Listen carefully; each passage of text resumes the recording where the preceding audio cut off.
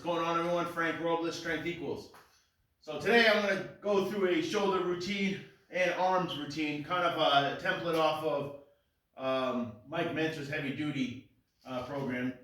Slightly different as far as the exercises, but pretty much the principles are the same. So I've been doing and testing around with the isometric holds and all that. I love them, but I wanted to do a more traditional reps, see how that goes, nice and controlled. It's been a while since I've done an overhead press with reps, nice and controlled, especially in a Mike Mentzer strictly bodybuilding fashion, not just trying to rep things out. So I'm going to show you guys how that goes. I'm going to do an actual routine. So starting off with the shoulder press into a high pull, a more isolating, even though it's not really an isolating per se on the shoulders, you're still hitting biceps, forearms, traps. But I like doing them more than doing your flies. Your lateral raises. So this is kind of like a little bit offshoot of what Mike would have on that routine. He would have you doing shoulders, just doing your lateral raise, whether by dumbbells or a machine.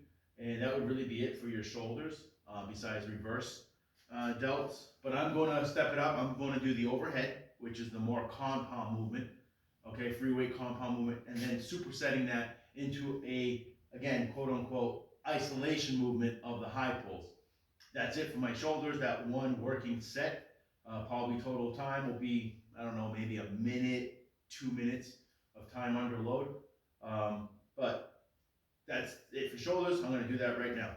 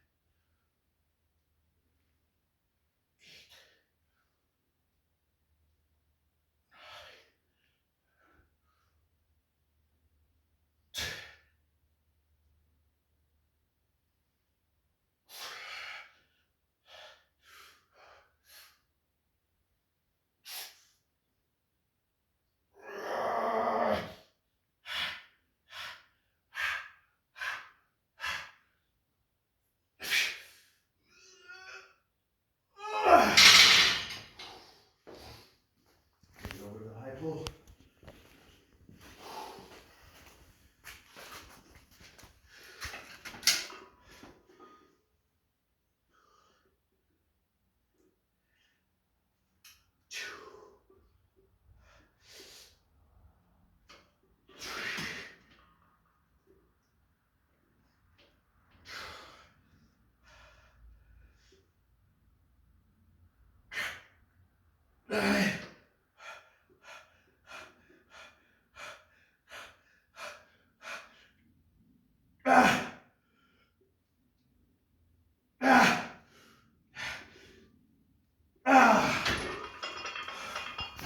All right, so for now, just going to concentric failure. As you saw over here, did the overhead press. I really try to keep them nice and controlled. Coming down full range. Minimize the pause, even though there's still, I try to like just slightly pause on my chest, but still kind of keep that constant tension. And then come right up. Try to eliminate any explosion or anything like that. A little bit's not gonna hurt you, but try to keep it nice and tight on the muscle. Nice and controlled down. Once you start hitting failure, difference between volitional and actual muscular failure.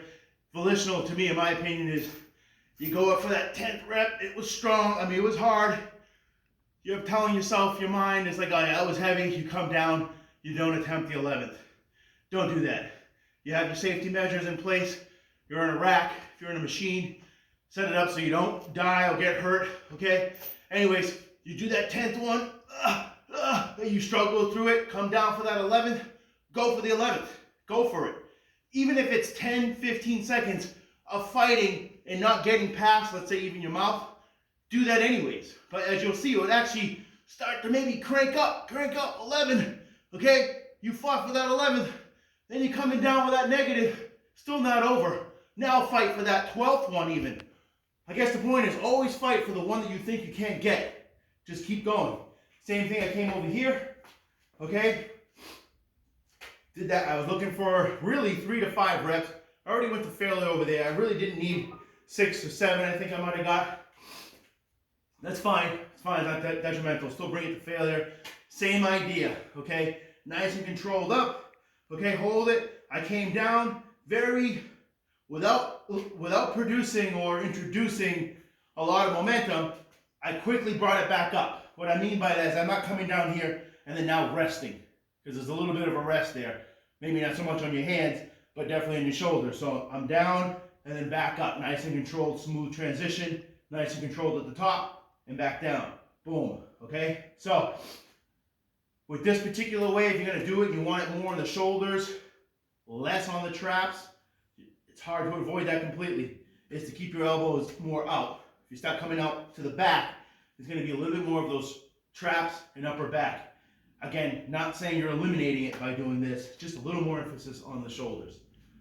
Anyways, that is a high intensity style of shoulders, okay? We'll pause the video, but the next one I'm going to do is a lats, pull downs and isolating the lats more. All right, so let's pause that.